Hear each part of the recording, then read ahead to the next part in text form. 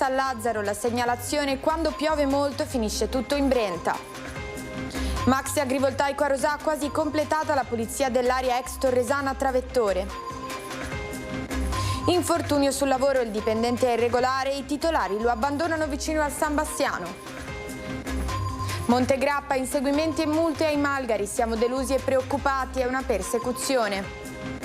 29enne adescato e aggredito al parco di San Vito, in 4 traditi dal video salvato sul telefono. Un coro speciale nella palestra di Carainate a San Zenone, i bambini cantano con gli alpini. Armato di coltello e fucile soft air all'interno di un bar, fermato e denunciato dai carabinieri. Festa del Santo a Padova, domani al via la tradizionale tredicina di preparazioni.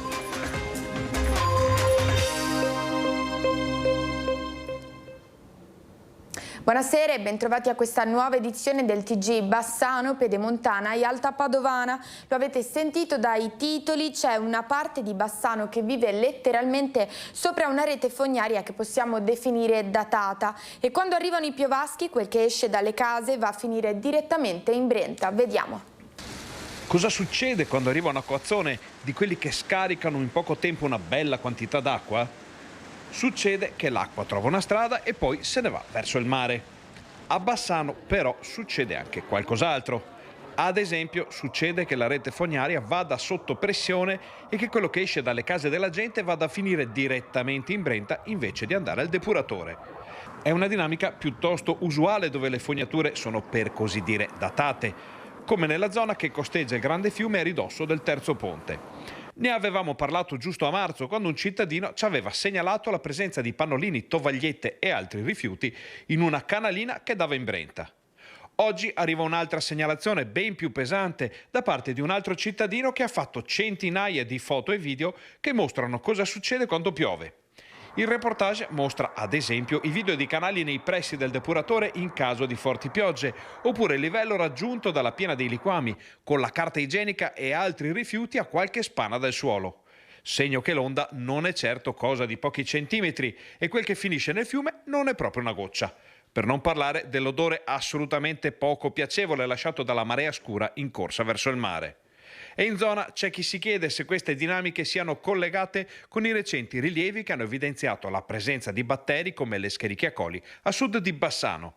Quel che molti chiedono ora è che le autorità mettano mano al sistema fognario, ritenuto troppo vecchio e insufficiente a garantire la necessità dei quartieri. Nel frattempo, in attesa di qualche risposta, non rimane che preparare gli stivali di gomma e magari la proverbiale molletta per tapparsi il naso. Alle soglie dell'estate l'attività delle malghe sta ripartendo, ma non senza difficoltà. Alla carenza d'acqua e ai costi energetici si aggiungono ora anche le multe con tanto di inseguimenti da parte dei carabinieri. Non bastavano i costi energetici e le ordinarie difficoltà di vita dell'alpeggio. Alcuni malgari del Grappa hanno ricevuto multe salate dai carabinieri forestali di Bassano durante il trasporto degli animali lungo la strada Cadorna. Noi giovedì siamo stati rincorsi dalla macchina dei carabinieri che stavano scendendo, poi ci hanno rincorso, ci hanno superato e fermato, e poi venerdì mattina abbiamo avuto un verbale di 300 euro di multa per motivi che secondo noi non sono competenza dei carabinieri forestali. La principale incongruenza contestata era il numero degli animali trasportati, 10 invece dei 38 totali dichiarati e autorizzati dall'ULSS. Ogni giorno noi trasmettiamo il numero di capi che trasportiamo in malga e loro ci mandano il modello corrispondente con tutti i capi che vengono trasportati, poi fanno 2, 3 o 4 viaggi con quel bestiame, così funziona. A quanto racconta Raccanello, questa e altre multe elevate nei giorni scorsi sono un fatto inedito. Non ho mai avuto la sensazione di essere braccato in questa maniera, questa qua è una persecuzione, capisci?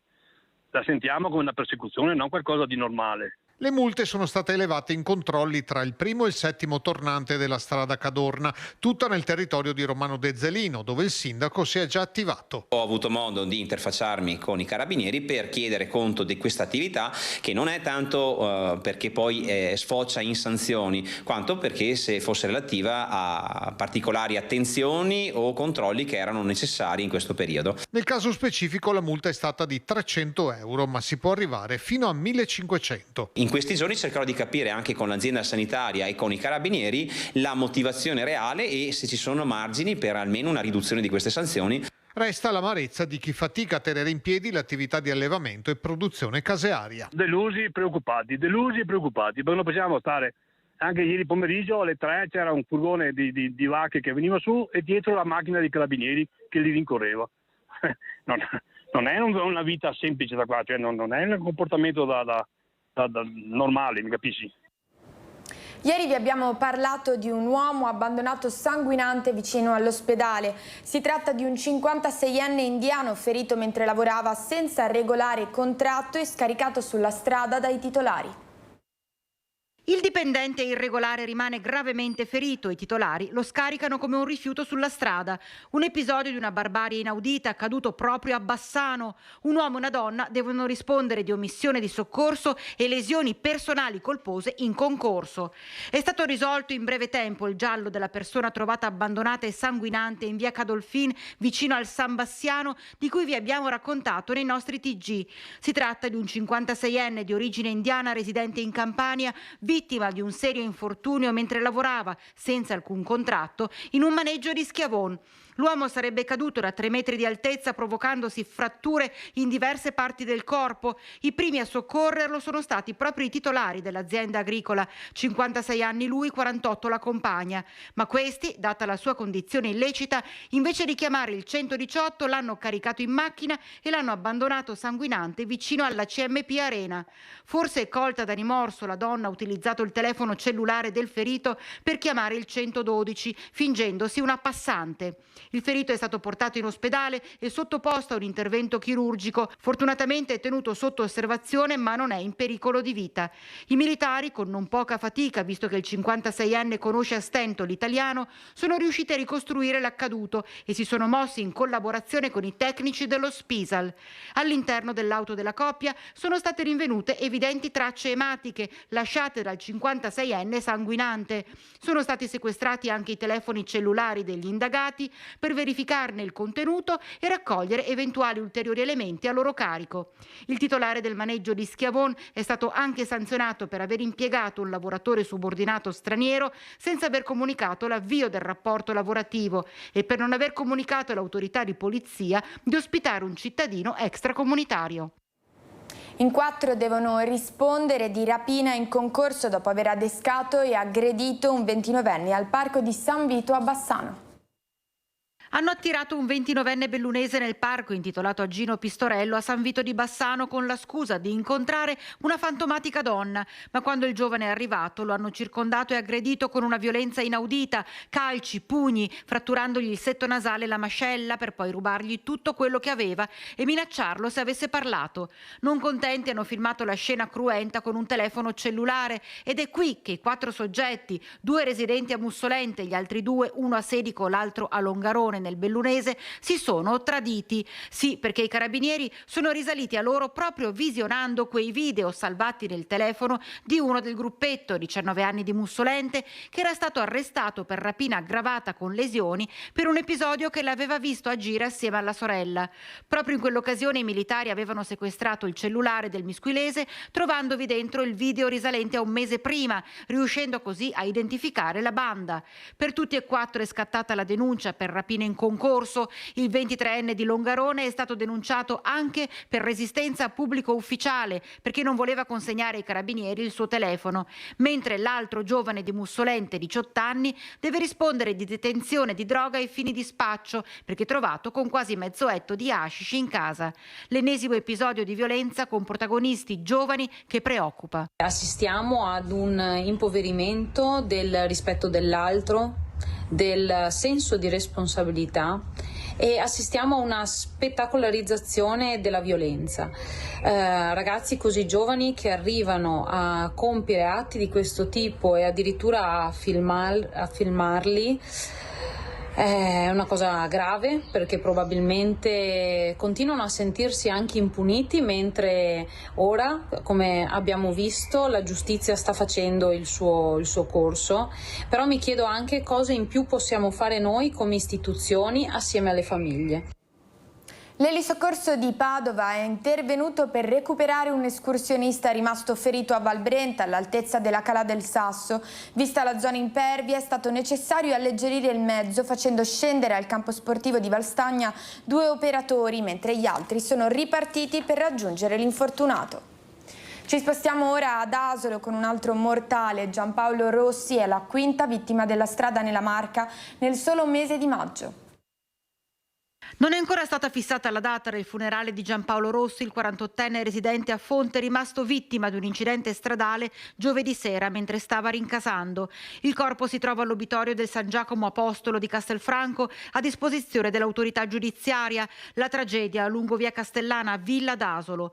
L'uomo al volante della sua Opel Astra pare stesse effettuando il sorpasso di un'auto condotta da un 29enne di Castelcucco, quando per motivi ancora al vaglio degli inquirenti ha urtato la fiancata sinistra del veicolo che stava superando. È carambolato sull'asfalto finendo nel fossato che fiancheggia la carreggiata. Per lui non c'è stato nulla da fare. Entrambi i mezzi sono stati posti sotto sequestro. Rossi viveva con la compagna Ona di Fonte e lavorava per una ditta della Castellana, per cui effettuava ispezioni dei pozzetti delle stazioni di servizio. La comunità di Fonte è molto scossa. Il 48enne è la 5ª vittima della strada nel solo mese di maggio nel territorio della Marca trevigiana. Si lavora a pieno ritmo a Rosà per consentire al comitato di quartiere di poter utilizzare durante l'estate l'area ex Torresan, a ridosso del sito scelto per la costruzione del maxi agrivoltaico. Non sono ancora passati 2 mesi da quando il comune di Rosà ha affidato al comitato di quartiere la gestione dell'area conosciuta come ex Torresan a Travettore e già i lavori di sistemazione sono a buon punto. L'obiettivo è quello di mettere a disposizione della comunità una zona che poggia con entrambi i piedi nel cuore del Parco delle Rogge e che da sempre è attraversata e lambita da percorsi utilizzati da residenti amanti del verde. La notizia l'avevamo data nel TG Bassano di qualche giorno fa. La notizia è fresca, il 9 aprile di quest'anno, qualche giorno fa, il comitato ha ottenuto la delibera numero 6383 dell'amministrazione comunale per la gestione dell'area ex Torresan, l'area proprio incastonata a margine e a filo del parco dell'agrivoltaico all'interno del Parco delle Rogge. Ebbene, i volontari si sono messi subito all'opera per tirare a lucido l'area e ormai il lavoro è ben instradato. Resta da capire cosa potrebbe accadere se e quando dovesse arrivare il via libera alla costruzione del maxi campo agrivoltaico. Tutta la zona verrebbe recintata e appare plausibile pensare che anche il progetto dell'ex Torresan potrebbe pagarne lo scotto. Sarebbe davvero un peccato aver fatto tanto lavoro per niente. Restiamo in tema e chiediamo ancora a voi telespettatori fotovoltaico sui campi o sui tetti dei capannoni. Potete dirci come sempre la vostra al numero e all'email che ormai ben conoscete. Festa del Santo al via domani, la tradizionale tredicina di preparazione che porterà in Basilica pellegrini dalle diocesi del Triveneto. 13 giorni di preparazione in vista del 13 giugno, con pellegrini che dalle diocesi del Triveneto si uniscono ai fedeli che arrivano da ogni parte del mondo. Dal 31 maggio inizia il cammino che porterà con la comunità dei Frati del Santo i devoti alla festa di Sant'Antonio. Davvero un bel cammino che ci permette di scoprire, di guardare a Sant'Antonio anche dal punto di vista delle nostre chiese locali. Ecco, sono tantissimi i fedeli pellegrini nel Triveneto che amano Sant'Antonio, di Sant'Antonio hanno un'esperienza particolare ed è suggestivo poter mettere in comunione questi vari punti di vista che ci permettono di riscoprire la ricchezza del nostro caro santo. 2 vescovi, uno originario del Padovano nei primi 2 giorni della tredicina, domenica 31 maggio padre Marco Tasca, francescano, arcivescovo metropolita di Genova, il 1 giugno la diocesi di Belluno con il vescovo Renato Marangoni. E per la prima volta ci sarà il vescovo di Trieste con la sua diocesi, al quale abbiamo rivolto l'invito che è stato subito accolto anche nel nome del nostro padre Placido Cortese, che proprio a Trieste ha perso la vita come testimonianza di dono. Ecco, credo che sarà una bella visita che ci potrà rinsaldare nella comunione.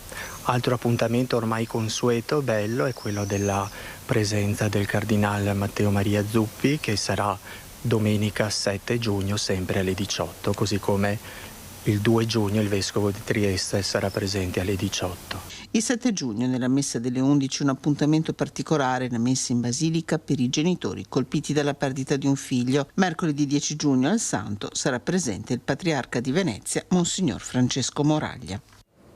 Un coro speciale ieri sera alla palestra di Carainati di San Zenone degli Ezzelini.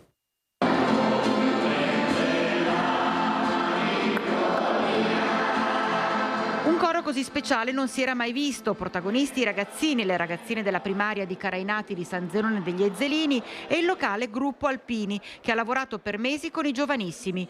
Un'immersione nei valori che contraddistinguono le penne nere nelle tradizioni del nostro passato, alla riscoperta delle canzoni e filastrocche di un tempo. È palpabile l'entusiasmo dei giovanissimi. Significa un grande valore perché adesso stiamo cantando canzoni per tutto il Veneto e mi sembra una bella cosa da fare. Non capita sempre che fai questi concerti così con gli alpini e con tutte queste canzoni filastrocche e allora provo molta gioia. Molta agitazione e felicità. Gioia e felicità. Felicità? È una cosa molto importante perché è come una cosa unica che fai con gli alpini. È stradivertente però ci sono i genitori che ci guardano, siamo tutti emozionati. Cantiamo delle canzoni che hanno rappresentato la nostra patria. Per me cantare con gli alpini è un grande valore perché abbiamo una grande possibilità di cantare con loro. È bello e poi essendo anche il nostro passato è importante anche che la gente da casa possa ascoltarlo. E riportiamo in vita le canzoni che sono state perdute.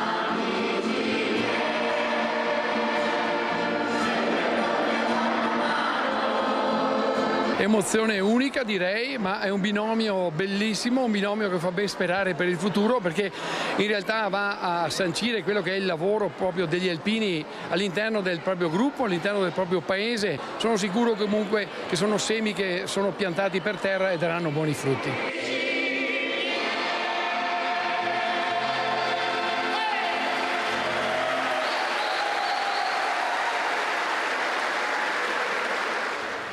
E adesso invece alcune notizie dal territorio.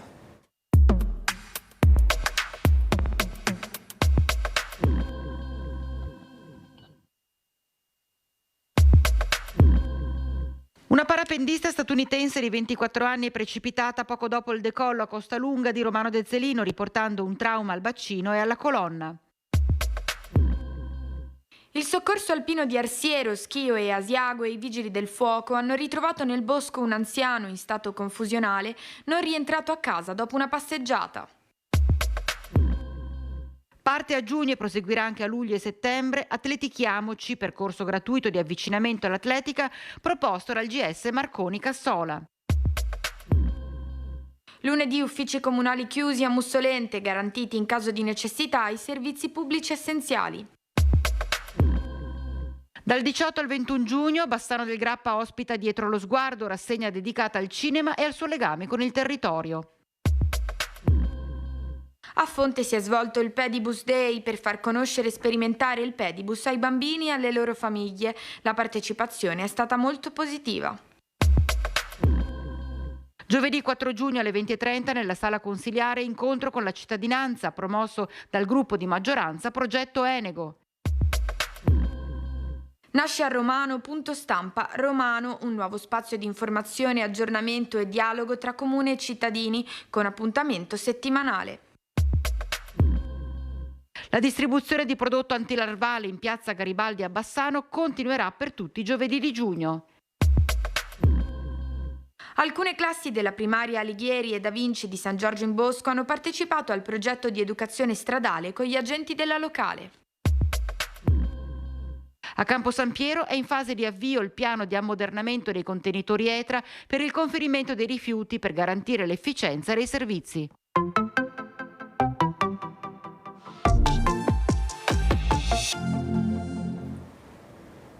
San Giorgio in Bosco, armato di coltello e fucile soft air all'interno di un bar, è stato fermato e denunciato dai carabinieri. Ha seminato il panico armato di fucile e coltello. L'allarme è scattato mercoledì sera dopo la telefonata del titolare del bar di un'area di servizio di San Giorgio in Bosco, che ha chiamato il 112 segnalando la presenza di un uomo a torso nudo, visibilmente agitato e soprattutto armato. I carabinieri arrivati sul posto hanno fermato l'uomo mentre si trovava sul retro del locale. In mano aveva ancora un fucile da soft air e un coltello da cucina con 20 cm di lama. Le armi sono state sequestrate. L'uomo si è giustificato dicendo di essere stato aggredito da poco da uno sconosciuto e stava cercando di difendersi. È stato comunque denunciato per porto abusivo d'armi. Un film di donne con attori anche autistici per combattere pregiudizi e stereotipi. È stato l'altro ieri le riprese a Cittadella. Il coraggio di cambiare. È questo il titolo del nuovo film di Rocco Cosentino, che avrà tra le sue cornici anche Cittadella. Prodotto dall'associazione Aiutismo APS, si chiama proprio così, vedrà coinvolti anche attori con sindrome autistica e porrà particolare attenzione alla figura femminile, con l'obiettivo di promuovere l'inclusione e combattere gli stereotipi. È la storia di questa donna, Clara, che sta andando in pensione. Lei lavora in un comune all'anagrafe e sta andando appunto in pensione. Però lei ha una vita vissuta dove dei desideri non si sono mai potuti realizzare. Allora cosa fa? Di nascosto li prova a mettere in pratica.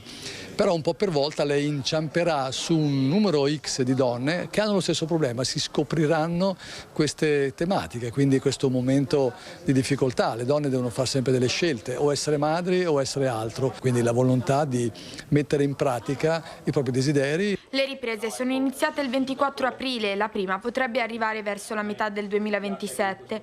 Il progetto ha già ottenuto il patrocinio del Comune di Cittadella, del Consiglio regionale del Veneto e della provincia di Padova.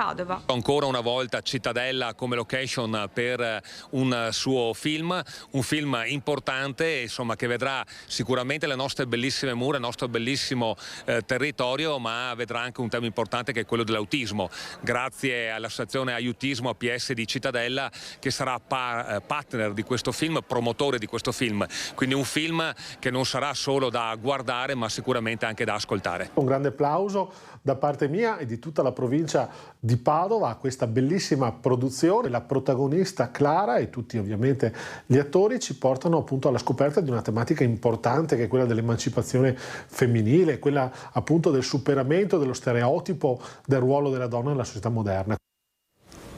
Alle 21:15 questa sera il film Parla più forte, una commedia sentimentale del 2021, mentre alle 23:10 Itinerari turistici ci porta alla scoperta di Vigonovo. Ed è tutto anche per oggi dal TG Bassano. Seguono i vostri SMS e le previsioni del tempo. Grazie per averci seguito e buona serata.